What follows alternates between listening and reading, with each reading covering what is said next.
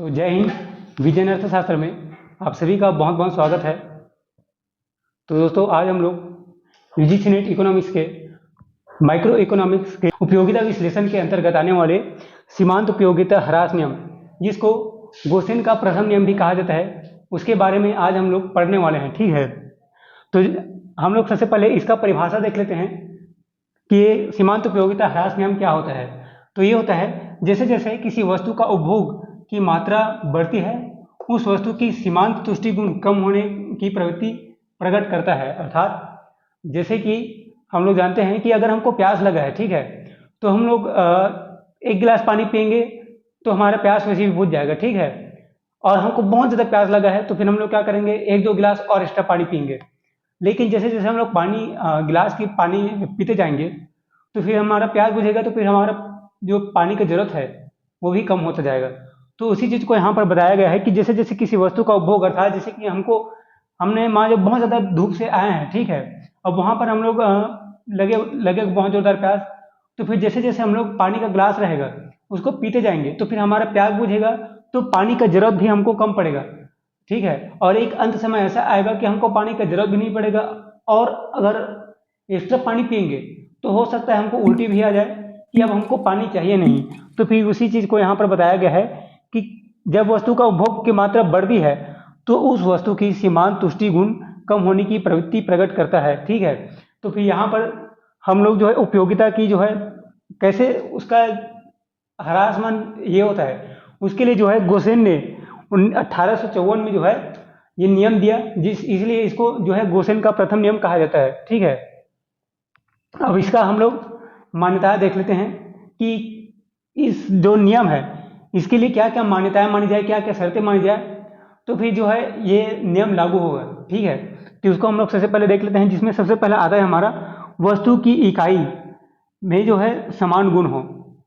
अर्थात जो वस्तु जो उपभोक्ता उपभोग करने वाला है उसका जो है गुण समान होना चाहिए। दूसरा, उसका उपभोग जो है निरंतर होना चाहिए। अर्थात हम लोग पानी का जैसे एक गिलास पानी पिए, फिर आधा एक घंटा अंतराल किए, फिर हम लोग किसी और जूस को पी लिया, फिर और कुछ पी लिया, फिर उसका फिर से पानी पी लिए, तो फिर नहीं, वहाँ पर जो है ये नियम लागू नहीं होता है। इसके लिए क्या होना चाहिए कि वस्तु का उपभोग जो है निरंतर होते रहने चाहिए। ठीक है, अब उसके बाद हम लोग तीसरा देखते हैं, वस्तु की इकाई का परिणाम समान हो।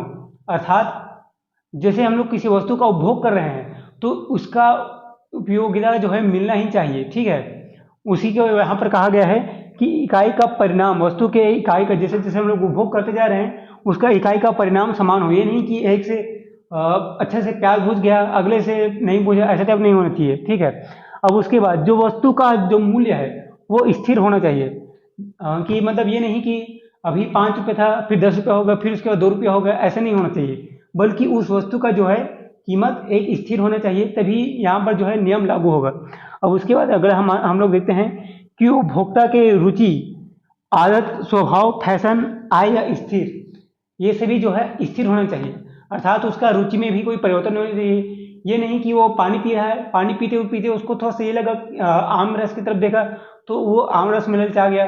और फिर जैसे कि किसी वस्तु का जो है उसको फैशन है, ठीक है, जैसे कि अभी हम लोग देखते हैं कि कोई आईफोन ले रहा है, कोई और कुछ ले रहा है, तो फिर किसी को गले का हार चाहिए, फिर और कुछ चाहिए, तो फिर जैसे जैसे ट्रेंड बढ़ते जा रहा है, ये नहीं कि अर्थात ये उपभोक्ता जो है तर्क संगत व्यवहार करे, जो उपभोग वस्तु के लिए वो तर्क संगत व्यवहार करे था, जिस वस्तु का उपभोग कर रहा है, तो फिर जिसके लिए उसका जो है इच्छा प्रवृत्ति है वो अभी आखिरी दम तक वैसे हो जैसे अभी शुरुआत में था। ठीक है, तो यही इसका जो है मान्यता है। ठीक है, अब हम आखिरी इसका मान्यता है कि स्थानापन्न वस्तु की मूल्य अपरिवर्तित हो।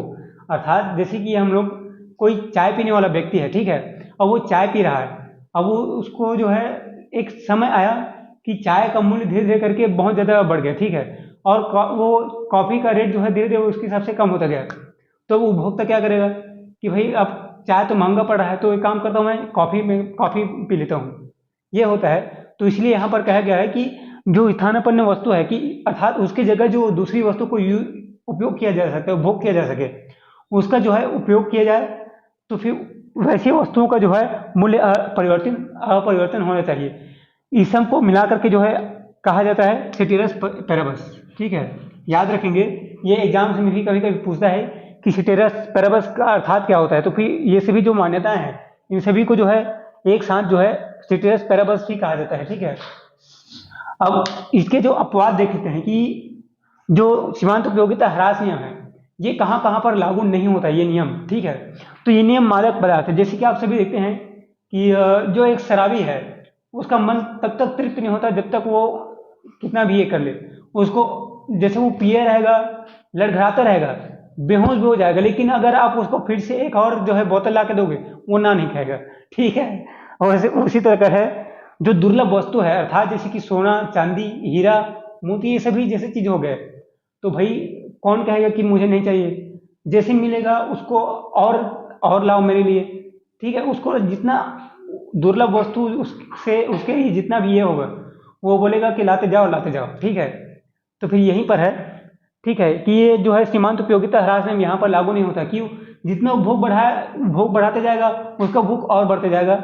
ठीक है, वो मादक पदार्थ अगर कोई पी रहा है, कोई शराबी है, उसको अगर शराब और दे जाए तो ना नहीं कहेगा, उसके लिए जो है उसकी जो है उपयोगिता कम नहीं होगी और बढ़ती जाएगी। ठीक है, वैसी है एक रोचक किताब, किसी एक किताब के जो प्रेमी है, ये तो कोई प्रेमी नहीं भी है, अगर उसको अच्छी किताब मिल गया तो पढ़ते जाएगा, वो रुकेगा नहीं, बल्कि उसको जितना वो पढ़ता जाएगा उसकी क्यूरियोसिटी और बढ़ते जाएगा। वो यार ये इसके बाद क्या हो गया, इसको पढ़ लेता हूँ, इसके बाद क्या हो गया। तो फिर ये वैसे ही यहाँ पर जो है अपवाद होता है। ठीक है, अब वैसे ही हो गया गीत, जैसे कोई सुमधुर गीत हो गया है, हमारे लिए बहुत अच्छा लग रहा है, तो ये नहीं कि एक जैसे जैसे हम लोग एक बार सुने तो फिर ठीक लगा, दूसरी बार सुने तो फिर वो कम ठीक लगा, तीसरी बार सुने तो और कम ठीक लगा, और चौथी बार तो ये हुआ कि हमको ठीक ही नहीं लगा। ऐसा नहीं होता, बल्कि हमको ये होता है ना कि अगर जो गीत हमको पसंद आ रहा है वो एक बार सुनेंगे तो भी या 10 बार सुनेंगे तो भी कुछ वैसे ही कुछ मूवी होता है जिसको एक बार देखे तो भी और 10 बार देखे तो भी हमको उतना ही मजा आता है। तो फिर वैसे ही यहाँ पर जो है बताया गया है कि जो अपवाद है सीमांत उपयोगिता ह्रास नियम जो कहाँ कहाँ पर लागू नहीं होता है वो उसके अपवाद है मादक पदार्थ, दुर्लभ वस्तुएं और वैसी ही रोचक किताब, और वैसी उसी प्रकार से जो है गीत हो गया कि कुछ गीत हो जो है होता है हमको सुमधुर लगता है। ठीक है, अब हम लोग देखते इस नियम को जो है समझ लेते हैं कि ये नियम आखिरकार कहना क्या जा रहा है। ठीक है, जो सीमांत उपयोगिता ह्रास नियम है, यहाँ पर आप सभी लोग देख सकते हैं कि यहाँ पर मैंने एक ग्राफ बनाया है। ठीक है, जो हमको जो है यहाँ पर ये है टोटल यूटिलिटी और ये है मार्जिनल यूटिलिटी और यहाँ पर है पूर्ण तृप्ति बिंदु। ठीक है, अब जैसे कि हम लोग यहाँ पर है वस्तु की इकाई ले लेते हैं,